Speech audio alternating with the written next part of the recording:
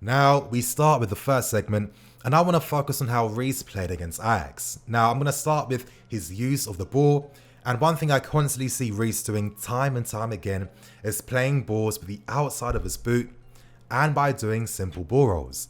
Now, why exactly does Reece constantly use these skills? He does this because when you play a pass with the outside of your foot, it helps you play the ball through very tight passing lanes, and when you're a fullback that's constantly getting pressed in out wide, you need to be technically good enough to help play out from situations like this. And that's what Reece does time and time again. And what move he typically does is he plays the ball with the outside of his boot, and then he makes a run in behind to then become another passing option. As we can see in this clip, it's a very simple give and go with him and Zuma. Reece plays the ball first time back to Zuma, and it's simple things like this, you guys, It tells us that Reece is thinking about the game. He's one step ahead. You ain't catching this guy with a negative body position where his body's really close, his body's not open, and he can't face the play and make those right passes. Now, let's look at Reece's positioning in that game versus AJAX. And as you guys can see in the clip, a lot of times Reece made infield runs to become a passing option. Now, this does make sense, for the second part of last season at Wigan, he did play in midfield. He's very comfortable in those areas. And the great thing about him moving more in field is that it helps take a man away from the wide area. He attracts the man in the half space, and that frees up the winger to go 1v1 against the fullback. Was it really any surprise that Willian and Reece look really good linking up down that right hand side? And is it any surprise that it did not look the same in the first half with Aspie and Willian? At the same time, Reece is versatile and he'll regularly carry the ball with him.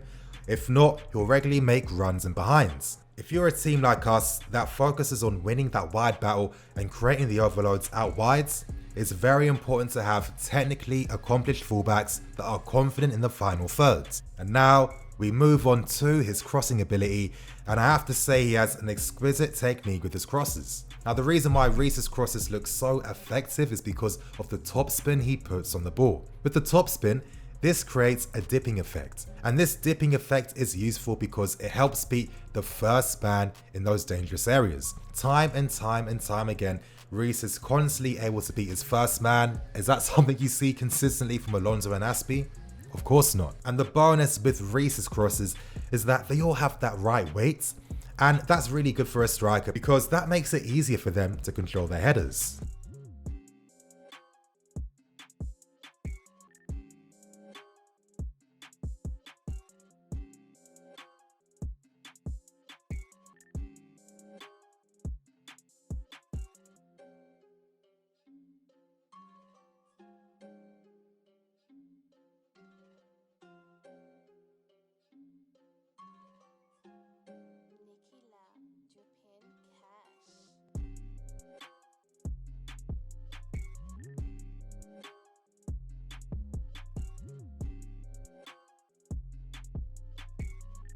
As you guys can see, we can see that the experienced guys are really struggling a lot more.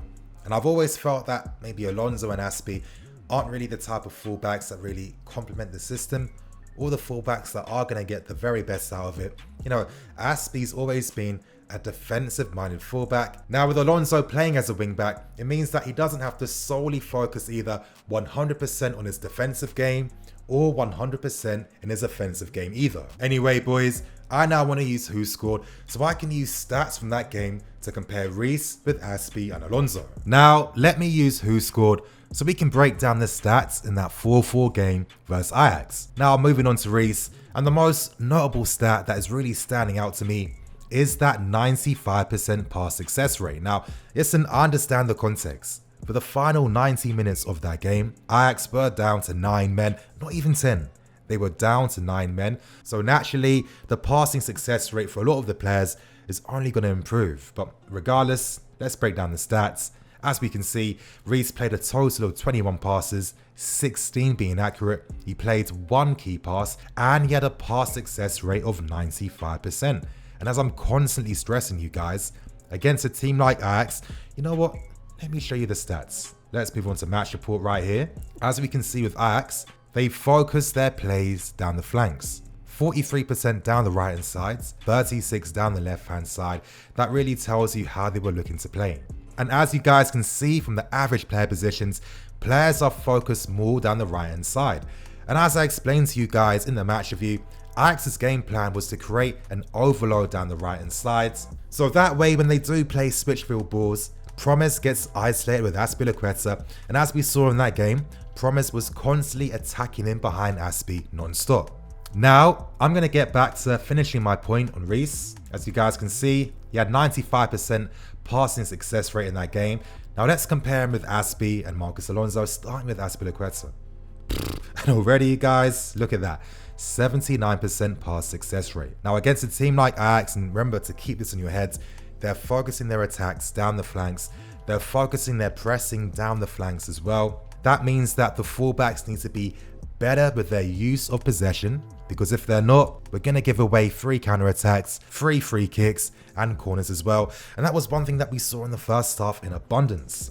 Moving on to Marcos Alonso, it's a similar case. Even worse, 74% pass success rate. How can Reece have 21% pass success rate more than Marcos Alonso? Terrible performance from him. Is it a surprise though? As I explained to you guys, AJAX creating the overloads down the right hand side, it was going to make it hard for Alonso. But in games like this, when you understand how your opponents are going to play, you need to have technical fullbacks that can play and resist the press, that can play and find the right passing solutions to help relieve the press as well.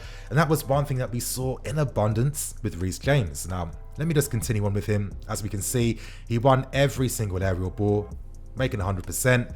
His runs past opponents as well, 50%, he attempted to. Most times he was making runs with his movement in behind compared to actually carrying the ball, which is the smartest thing to do because he wants to speed up the play down the right hand side. But anyway, Reece had a total of 3 shots in that game, 2 blocks, 1 on target. And boys, we know where that 1 shot went in. Now I'm going to end the Who Scored segment looking at the heat maps from the players, looking at Reece first. Now as we can see here, very hot in these areas. It really tells you how involved he was getting in the game, and I want to compare Reece in that 45-minute spell to Marcos Alonso. As we can see, Marcos Alonso rarely got forward in the final third, which is terrible. And it's no surprise why maybe Pulisic wasn't on the ball as much, and it's no surprise why Pulisic did lose the ball quite a lot because he did not have a passing option down that side. Let's not forget, AJAX are overloading that right hand side. They're looking to play down that side in particular, and Marcos Alonso was forced more in his own area and by the halfway line and offered nothing from an offensive point of view. Now let's look at Azpilicueta here. As we can see, not too different at all. Yeah, he's a bit more involved, but of course with the heat map, obviously when the colour's green, it implies that the player has been in this area of the field quite a lot. And as I'm saying, you guys, Reece has the type of heat map that you want to see. He's in that final third in a very important area where you can link up with the wingers in the half spaces, where you can be in an area to put in dangerous deliveries as well, and you can help stretch your defensive team. And you guys, that's going to end the Who Scored segment. Now we move on to the final segment for today's video. And now for the final segment, I'm going to give my conclusions based on Reece's performance against AJAX. And you guys have seen me break down how Reece played. You guys have seen me use stats to really show how Reece improved the team in the second half. I think it's simple. I think it's very simple right now, you guys. Lampard needs to start using Reece in the first team. He makes the team play better. We're faster, we're more press resistant. We have much more quality in the final thirds. He has the ability to create shots for himself. And already, Reece has 2 goals in barely any minutes. He has the solutions in the final third we need. And against AJAX, Reece was pivotal in helping us stop AJAX from attacking down the flanks. Now, it wasn't solely by himself, but he was a major reason for that. Hudson-Odoi played a small part in helping stem that tide down the flanks. But the game plan tactically in the second half was to focus our plays more down the right hand side to stop AJAX attacking down the opposite flank. Reece is ready right now. He's ready. Lampard needs to use him. I feel like this guy is going to really help the team out in so many aspects. There's so much he provides to this team. But the most impressive thing was the mentality he played with. To come on in a high pressure game like that, by losing the game at that moment in time, he came on, he was confident, he commanded the ball, He looked to help influence the play down that side, and he was really pivotal in helping us stretch AJAX's defensive line. Now it's time we see Reece playing for a full 90 minutes against Crystal Palace. It's the perfect opposition. That's because we know Palace are a team that are going to defend and use low blocks to really stifle what we do in the final third. So how we use the flanks would be very important to getting that win against Crystal Palace. Honestly, you guys, I'm still gassed off that performance. To come on against AJAX in a game like that, in the Champions League as well, to play with so much confidence, to play with so much effort as well. It was really impressive to see. And I feel like we're seeing the start of special things to come from Reece. And honestly, you guys, I'm excited for it. I always felt like Reece was going to be that solution we needed at right back. And after seeing what he did against AJAX, you guys, and after seeing the performance he put in against AJAX, we could be seeing the start of special things to come. Could he potentially be a future legend? I'll give you my personal opinion. I feel like Reece could be that long-term solution at right back. He could become a future club legend. From how I see him play, that confidence I feel from his performances, only the very best players give me that confidence. And yeah, I understand, maybe I am being a bit too overzealous, but I feel confident in Reece. Watching how this guy has developed over the years.